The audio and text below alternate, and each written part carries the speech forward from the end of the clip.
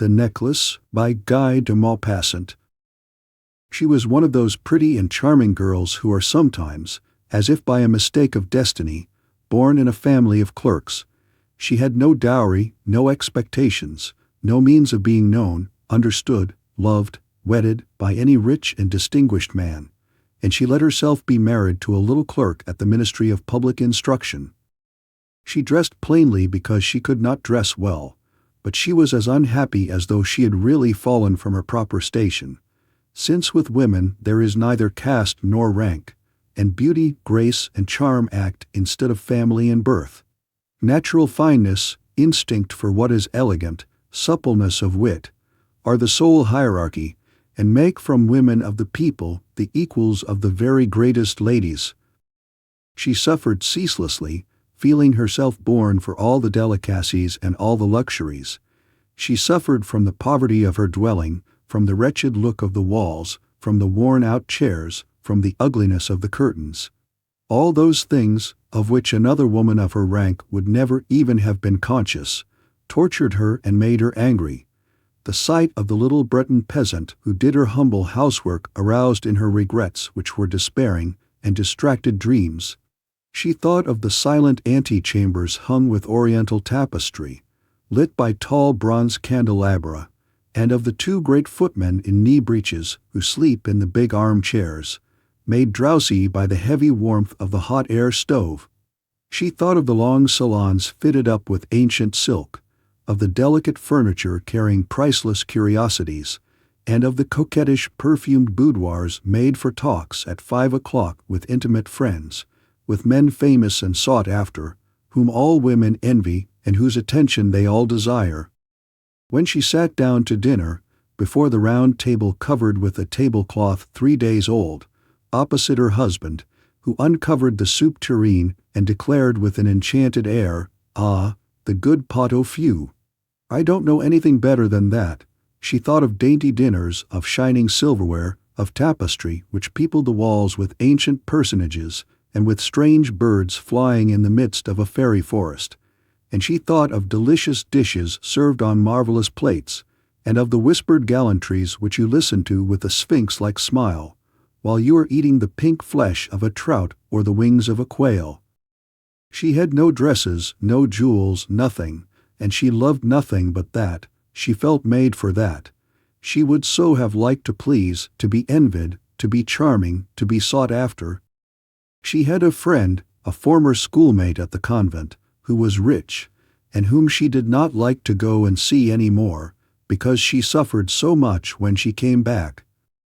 But one evening her husband returned home with a triumphant air, and holding a large envelope in his hand. "There," said he, "here is something for you." She tore the paper sharply, and drew out a printed card which bore these words: "The Minister of Public Instruction and Madame Georges Ramponneau request the honor of Monsieur and Madame Loisel's company at the Palace of the Ministry on Monday evening, January 18th. Instead of being delighted, as her husband hoped, she threw the invitation on the table with disdain, murmuring, "What do you want me to do with that?" "But, my dear, I thought you would be glad. You never go out, and this is such a fine opportunity. I had awful trouble to get it. Everyone wants to go, it is very select, and they are not giving many invitations to clerks. The whole official world will be there." She looked at him with an irritated eye, and she said impatiently, "And what do you want me to put on my back?" He had not thought of that. He stammered, "Why, the dress you go to the theatre in. It looks very well to me." He stopped, distracted, seeing that his wife was crying. 2 great tears descended slowly from the corners of her eyes towards the corners of her mouth. He stuttered, "What's the matter? What's the matter?" But by a violent effort she had conquered her grief, and she replied with a calm voice, while she wiped her wet cheeks, "Nothing, only I have no dress, and therefore I can't go to this ball. Give your card to some colleague whose wife is better equipped than I." He was in despair. He resumed, Come, let us see, Mathilde. How much would it cost, a suitable dress, which you could use on other occasions, something very simple?" She reflected several seconds, making her calculations and wondering also what sum she could ask without drawing on herself an immediate refusal and a frightened exclamation from the economical clerk. Finally, she replied, hesitatingly, "I don't know exactly, but I think I could manage it with 400 francs. He had grown a little pale, because he was laying aside just that amount to buy a gun and treat himself to a little shooting next summer on the plain of Nanterre, with several friends who went to shoot larks down there, of a Sunday. But he said, "All right, I will give you 400 francs, and try to have a pretty dress." The day of the ball drew near, and Madame Loisel seemed sad, uneasy, anxious. Her dress was ready, however. Her husband said to her one evening, "What is the matter? Come, you've been so queer these last 3 days." And she answered, "It annoys me not to have a single jewel, not a single stone, nothing to put on. I shall look like distress. I should almost rather not go at all." He resumed, "You might wear natural flowers. It's very stylish at this time of the year. For 10 francs you can get 2 or 3 magnificent roses." She was not convinced.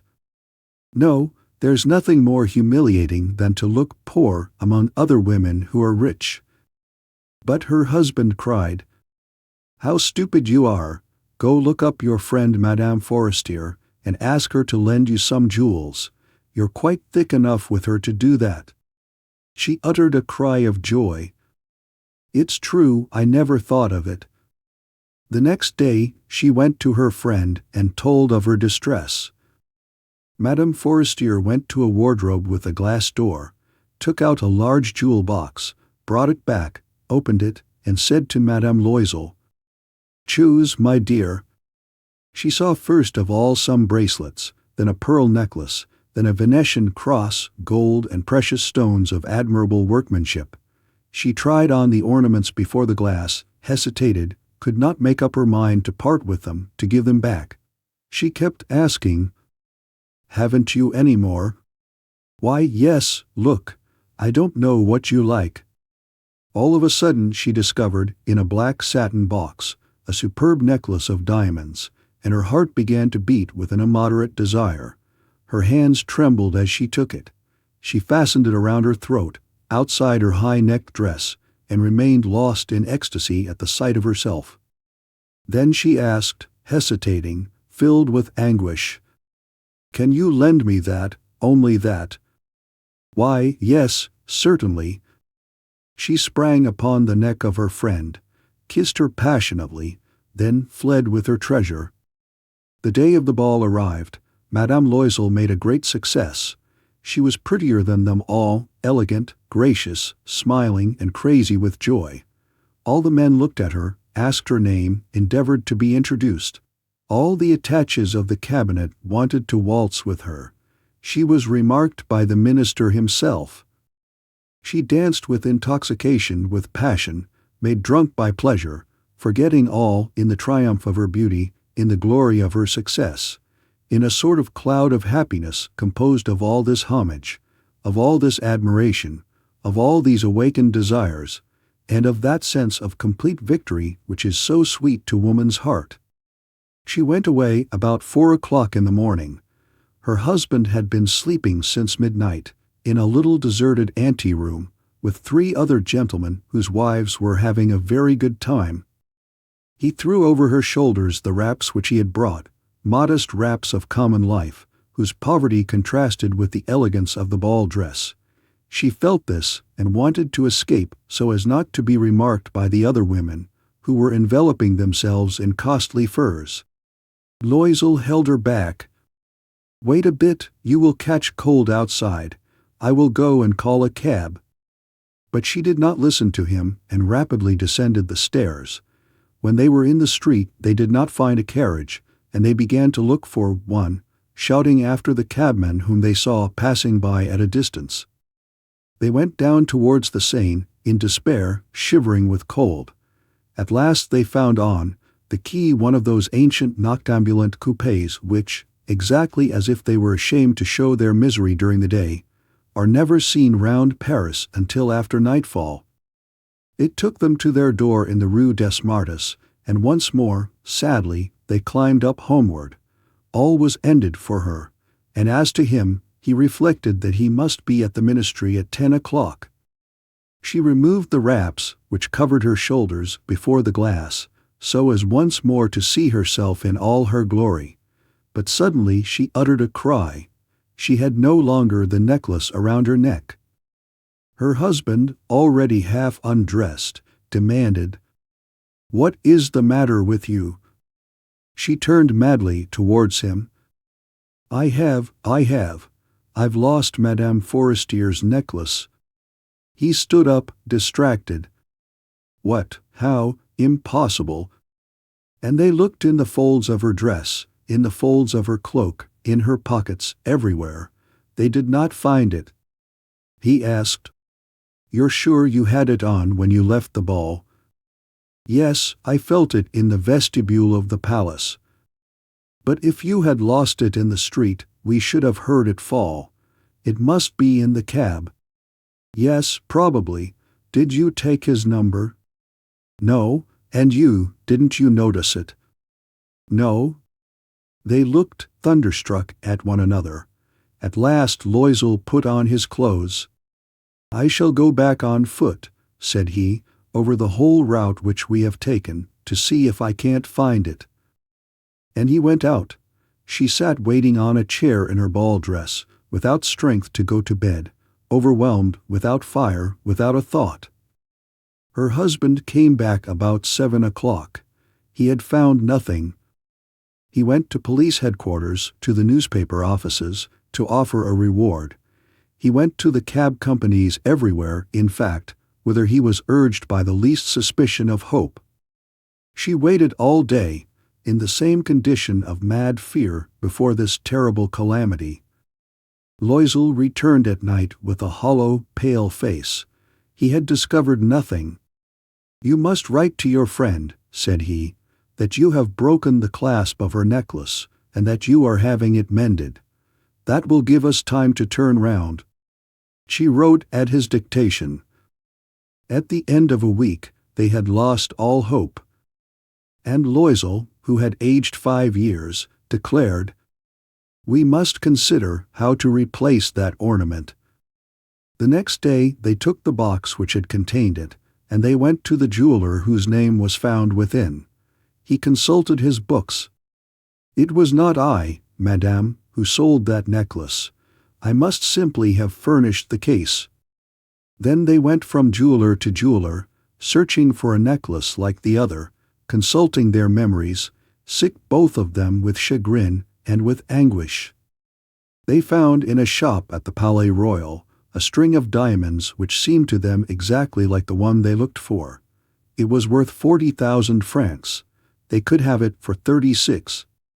So they begged the jeweler not to sell it for 3 days yet, and they made a bargain that he should buy it back for 34,000 francs, in case they found the other one before the end of February.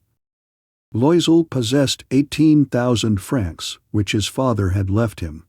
He would borrow the rest. He did borrow, asking 1,000 francs of one, 500 of another, 5 louis here, 3 louis there. He gave notes, took up ruinous obligations, dealt with usurers and all the race of lenders. He compromised all the rest of his life, risked his signature without even knowing if he could meet it, and, frightened by the pains yet to come, by the black misery which was about to fall upon him, by the prospect of all the physical privations and of all the moral tortures which he was to suffer, he went to get the new necklace, putting down upon the merchant's counter 36,000 francs. When Madame Loisel took back the necklace, Madame Forestier said to her, with a chilly manner, "You should have returned it sooner. I might have needed it." She did not open the case, as her friend had so much feared. If she had detected the substitution, what would she have thought? What would she have said? Would she not have taken Madame Loisel for a thief? Madame Loisel now knew the horrible existence of the needy. She took her part, moreover, all on a sudden, with heroism. That dreadful debt must be paid. She would pay it. They dismissed their servant, they changed their lodgings, they rented a garret under the roof. She came to know what heavy housework meant and the odious cares of the kitchen. She washed the dishes, using her rosy nails on the greasy pots and pans. She washed the dirty linen, the shirts, and the dish-cloths, which she dried upon a line.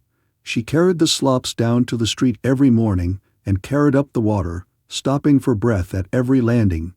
And, dressed like a woman of the people, she went to the fruiterer, the grocer, the butcher, her basket on her arm, bargaining, insulted, defending her miserable money sou by sou. Each month they had to meet some notes, renew others, obtain more time.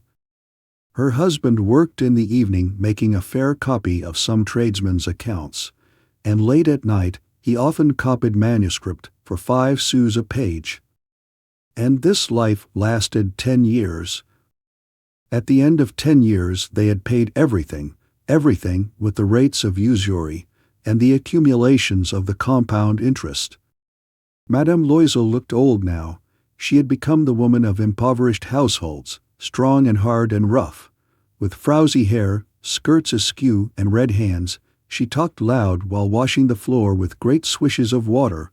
But sometimes, when her husband was at the office, she sat down near the window, and she thought of that gay evening of long ago, of that ball where she had been so beautiful and so faded. What would have happened if she had not lost that necklace? Who knows? Who knows? How life is strange and changeful. How little a thing is needed for us to be lost or to be saved. But one Sunday, having gone to take a walk in the Champs-Élysées to refresh herself from the labors of the week, she suddenly perceived a woman who was leading a child. It was Madame Forestier, still young, still beautiful, still charming. Madame Loisel felt moved. Was she going to speak to her? Yes, certainly, and now that she had paid, she was going to tell her all about it. Why not? She went up. "Good day, Jean." The other, astonished to be familiarly addressed by this plain goodwife, did not recognize her at all, and stammered, "But madame, I do not know, you must have mistaken." "No, I am Mathilde Loisel." Her friend uttered a cry. "Oh, my poor Mathilde, how you are changed." "Yes, I have had days hard enough, since I have seen you, days wretched enough, and that because of you." "Of me, how so?" "Do you remember that diamond necklace which you lent me to wear at the ministerial ball?" "Yes, well, I lost it." "What do you mean? You brought it back?" "I brought you back another just like it, and for this we have been 10 years paying. You can understand that it was not easy for us who had nothing. At last it is ended, and I am very glad." Madame Forestier had stopped. "You say that you bought a necklace of diamonds to replace mine." "Yes, you never noticed it, then. They were very like." And she smiled with a joy which was proud and naive at once. Madame Forestier, strongly moved, took her 2 hands. "Oh, my poor Mathilde, why, my necklace was paste. It was worth at most 500 francs. This is a Limbic audio recording. For more information please visit limbicaudio.com.